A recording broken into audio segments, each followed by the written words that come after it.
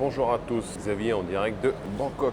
Donc là on est encore une fois au Gateway des Kamai et je voulais partager avec vous un petit moment que j'ai vécu à l'hôpital. Parce qu'on sait très bien qu'en Thaïlande il y a beaucoup de questionnements sur les assurances, les hôpitaux, comment ça se passe. Donc voilà, je suis allé à l'hôpital ce matin faire un petit contrôle de routine et je voulais justement partager avec vous mes expériences avec l'hôpital, comment ça se passe au niveau des assurances, tout ça. Donc moi je suis allé à Sukhumvit Hospital, c'est un moyenne gamme on va dire. Moyenne gamme, c'est dans les prix, c'est en dessous de Bangkok Hospital et Samiti Vej, Bumrungrad, tout ça. Mais c'est déjà très bien, attention c'est très bien, c'est un très bon hôpital. Donc moi j'ai une assurance avec mon travail qui couvre essentiellement les OPD, c'est compliqué à expliquer, OPD, IPD, mais vous comprenez avec le O et le I. O ça veut dire out et le I ça veut dire in. Voilà, donc out c'est je sors, je reste pas à l'hôpital et in je rentre en chambre et je suis obligé de dormir. Donc moi j'ai une assurance qui est essentiellement tournée vers le OPD, c'est-à-dire j'y vais, je fais une consultation comme si on allait chez le docteur en France, voilà, et ça me couvre 2500 bahts par visite, je peux y aller 30 fois par an. Ça c'est avec mon travail. Derrière, si jamais j'ai un problème, je peux aller dans n'importe quel hôpital, mais je serai couvert par mon assurance, cette assurance-là. Donc c'est Alliance, cette assurance qui est faite avec le club et par mon employeur. Et je suis couvert à hauteur de 5000 bahts, ce qui n'est pas beaucoup en fait pour une chambre. Et puis j'ai le droit à 100 000 bahts par an de frais hospitaliers, par exemple une opération ou peu importe ce qui se passe. Donc 100 000 bahts, ça fait à peu près 2500 €, c'est pas beaucoup du tout. Pour vous donner un exemple, ma femme elle est déjà rentrée à l'hôpital pour un mal de ventre. Et pareil, elle n'a pas de OPD, c'est surtout IPD, donc c'est-à-dire c'est une assurance pour vraiment s'il y a un gros problème, qu'elle va à l'hôpital, mais là elle est obligée de dormir à chaque fois pour que ce soit couvert par son assurance. Et avec le IPD, du coup elle a dormi et ils lui ont fait une radio. Elle a vu deux docteurs, pardon, pas de chirurgiens. Je regarde Good Doctor en ce moment sur Netflix, donc c'est pour ça. Je suis sur les chirurgiens, mais non, pas du tout. Et donc, ça lui a coûté, ça lui a rien coûté parce qu'elle était couverte, mais ça a coûté 40 000 bahts la nuit quand même. Comme ça, vous en soyez conscient, avec 100 000 bahts, vous voyez, vous faites 2 nuits et pour juste un mal de ventre, hein. C'était juste des colites. Voilà. Donc voilà, pour vous dire un petit peu quelle hauteur. Après, j'ai une autre assurance qui est AIA. Et celle-là, je l'ai contractée il y a 2 ans. Et celle-là, par contre, elle n'est pas top. Je ne sais même plus ce qu'elle me couvre. Je crois qu'elle doit couvrir 3 ou 4 millions. Mais j'ai pas du tout de visite possible, comme ma femme, là, IPD. Juste IPD. Donc j'ai du mal à les contacter à chaque fois. Là, par exemple, je suis allé à l'hôpital aujourd'hui. En fait, j'ai 3 assurances du coup, moi. Et j'ai essayé de faire passer cette assurance, impossible. Voilà. Donc j'y suis allé ce matin, j'ai pas pu m'en servir. Et en fait, voilà, c'est pas top du tout. J'arrive pas à les contacter. Je sais même pas si je peux m'en servir. Donc en fait, je suis allé à l'hôpital ce matin et voilà, je peux pas m'en servir. Donc j'ai utilisé ma 3e assurance, la nouvelle que j'ai prise, chez FWD. Je crois que c'est une assurance singapourienne, mais je suis pas sûr. Et en fait, celle-là, elle me couvre jusque 40 millions de bahts par an. Et j'ai le droit d'aller à consulter, j'ai le droit d'avoir des OPD aussi. Donc j'ai les deux OPD et IPD. Et en fait, avec ça, ça me couvre tous mes frais. Donc aujourd'hui, par exemple, j'ai fait 2 consultations. La première, c'était pour mon nez et la deuxième, c'était pour regarder un petit peu mon cœur, comment ça allait. Et en fait, j'ai payé les premières consultations, je vais vous dire, pour mon nez. J'en ai eu, j'ai les fiches là avec moi. J'en ai eu pour 1440. Donc ça a été pris en charge par la première 2220. Donc ça a été pris en charge par la première assurance, celle de mon travail. Et ensuite, la deuxième, FWD, celle qui m'a prise, là, celle-là, j'en ai eu pour un peu plus, là. Hein. On est à 11 000... Ah non. Donc, pardon, la première, c'est 1440 au total. Et ça a été pris en charge par Alliance qui couvre 2500 bahts par fois où on va là-bas. Et la deuxième consultation m'a coûté 8800 bahts. Donc 8800 bahts, ça fait un peu plus de 200 €. Et ça a été pris en charge par FWD. FWD m'ont pris en charge direct, c'est-à-dire que je suis arrivé à l'hôpital, j'ai fait tous les examens et voilà, j'ai attendu, je crois, 15 minutes maximum pour savoir que j'allais être pris en charge pour voilà. Donc j'ai fait électrocardiogramme, prise de sang, ECG. Non, ECG c'est ça, et j'ai fait une écho aussi. Ah, donc j'ai fait 3 examens qui sont voilà, conséquents quand même. Et tout ça a été pris en charge tout simplement, sans question, sans rien.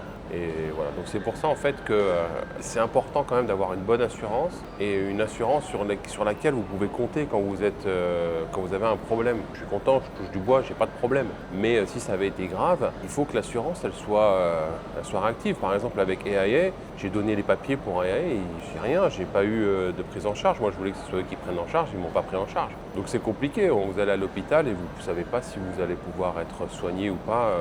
Enfin, être pris en charge au niveau de votre rang. J'ai aussi des amis qui sont avec AXA et je sais qu'eux, ils doivent avancer les frais. Donc sur des petites sommes comme ça, 200 euros, tout ça, ça va. Aujourd'hui, ça m'a coûté à peu près 300 euros l'hôpital.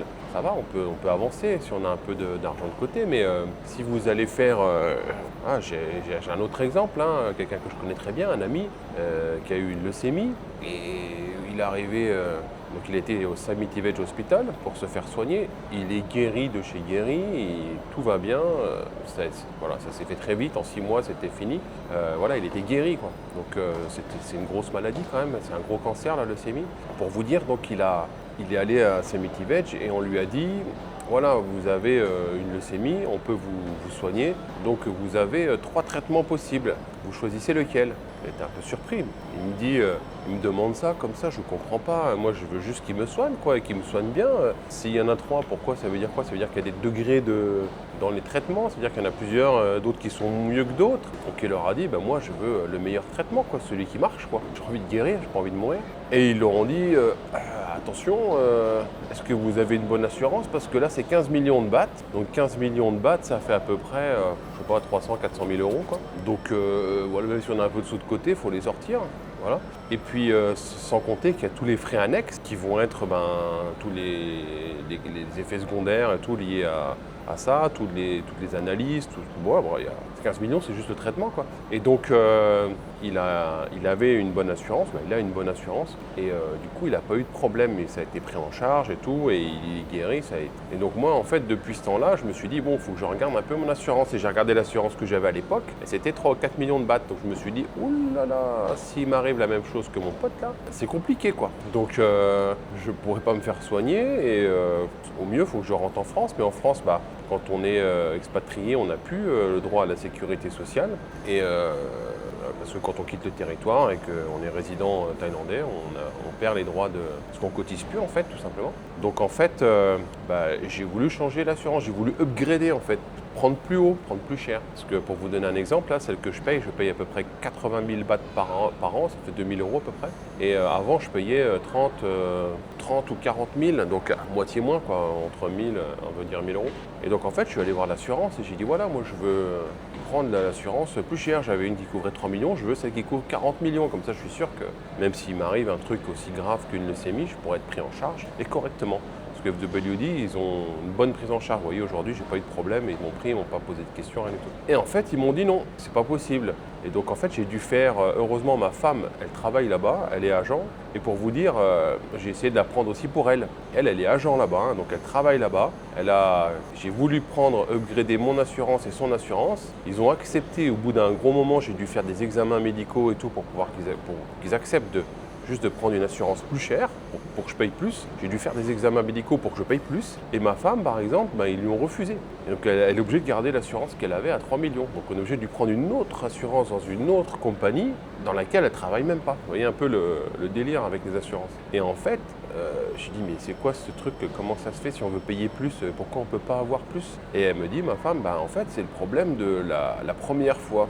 La première fois qu'on prend une assurance, si vous prenez une assurance à 3 millions, c'est pour couvrir vos frais. Voilà, vous vous dites, bon voilà, j'ai pas beaucoup de problèmes de santé, 3 millions ça suffit largement, pas de problème, c'est ce que j'ai fait. Et en fait, quand vous vous rendez compte que en fait, et que vous voulez prendre plus, l'assurance en fait, elle va tiquer, elle va dire, mais attendez, pourquoi vous voulez prendre plus? Vous êtes malade? Vous avez besoin de votre assurance? Qu'est-ce qui se passe? Et donc en fait, ils sont pas, c'est pas comme en France ou c'est pas dans la manière de penser qu'on a habituelle.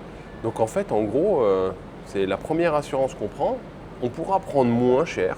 C'est-à-dire qu'on pourra réduire le service, réduire le taux de prise en charge, mais on ne pourra pas monter. C'est très difficile de monter. Et en fait, c'est ça qui est vraiment problématique quand on est expatrié, c'est-à-dire qu'on va prendre une assurance pas très chère au début, qui couvrira suffisamment. Et puis au moment où on se rend compte qu'on prend un peu d'âge, ou qu'on a un petit peu de problème, on a mal à respirer, ou on se dit « Oh tiens, peut-être que ce serait pas mal d'avoir une meilleure assurance », là il est trop tard en fait, vous ne pourrez pas upgrader.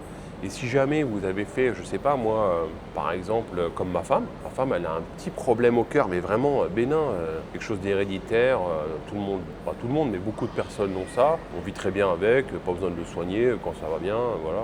Et en fait, juste parce qu'elle a fait un examen à un moment pour le cœur, comme moi j'ai fait aujourd'hui, et en fait ils lui disent maintenant si elle veut prendre une autre assurance, ça c'est pas couvert. Du cœur, tout ce qui touchera au cœur, ça sera plus couvert. Si on se dit par exemple, je sais pas, je suis pas médecin, mais vous avez un problème au foie, mais qui est lié au cœur, en fait, même le problème au foie ne sera pas pris en compte. Donc c'est assez compliqué en fait d'y s'y retrouver dans les assurances en Thaïlande. Et au début, on ne fait pas attention et on prend une assurance comme ça pour être couvert. Et en fait, c'est pas la bonne stratégie. Donc moi, ce que je vous conseille, c'est de vous faire faire des devis et de bien les étudier, de bien parler avec les agents qui s'occupent de vous pour que vous sachiez en fait à quoi vous attendre en fait, tout simplement. Et en plus, il faut avoir aussi un bon agent. Parce que là, par exemple, moi j'ai ma femme qui travaille chez FWD, donc c'est facile pour moi. Et par contre, si je suis avec AIA ou Alliance, c'est une galère. C'est une galère parce que j'ai personne pour contacter. Même quand je contacte, en fait, c'est pas eux qui gèrent, donc ils me font juste patienter. Bon, là, c'est dimanche en plus, donc voilà. Donc, moi, j'y vais le dimanche à l'hôpital quand je vais me faire soigner. Donc, c'est compliqué en fait de ne pas avoir un bon agent qui s'occupe de vous avec une bonne assurance. Donc voilà mon conseil pour les hôpitaux, pour les assurances. Prenez une bonne assurance, ça coûte cher, mais franchement pour ce que c'est, quand on va en France, une mutuelle ça coûte 100 euros. Bon là vous êtes à 200 euros, voilà. Et puis il y en a qui vont peut-être payer même 200 euros de mutuelle s'ils ont vraiment une très forte mutuelle. Voilà, donc je vous conseille quand même de le faire. Comme ça au moins vous pouvez bénéficier de tous les hôpitaux de Thaïlande. La Thaïlande fait partie quand même des quelques pays qui ont du tourisme médical. Donc ça veut dire qu'ils ont de très bons hôpitaux, ils sont réputés mondialement. Donc voilà, il n'y a pas de raison de ne pas se faire soigner en Thaïlande. Je n'ai pas envie de dire c'est mieux, c'est moins bien que la France, mais moi je préfère, si j'ai une grosse maladie, me faire soigner ici que me faire soigner en France. Voilà. J'ai des amis docteurs en France, je prendrai conseil auprès d'eux, j'ai confiance en eux. Mais en termes d'hôpitaux, de services, de soins, d'être sûr qu'on ait le dernier traitement à la pointe, voilà, je suis sûr que il y aura ça ici. En France certainement aussi, je ne sais pas, je ne peux pas vous dire, je ne peux pas comparer. Mais voilà, moi je préférais me faire soigner ici que, voilà, tout simplement. Donc c'est pour ça que j'ai pris une assurance qui me couvre tout et que je pourrais garder jusque toute ma vie, quoi. Voilà. Donc si vous avez des questions ou des interrogations par rapport à ça, n'hésitez pas, il y a des formulaires en bas là, de la vidéo dans la description. N'hésitez pas à liker, commenter, donnez-moi vos impressions sur les hôpitaux en Thaïlande, sur les assurances, comment vous faites, partagez avec les autres personnes, c'est toujours intéressant dans les commentaires. Et puis je vous dis à bientôt.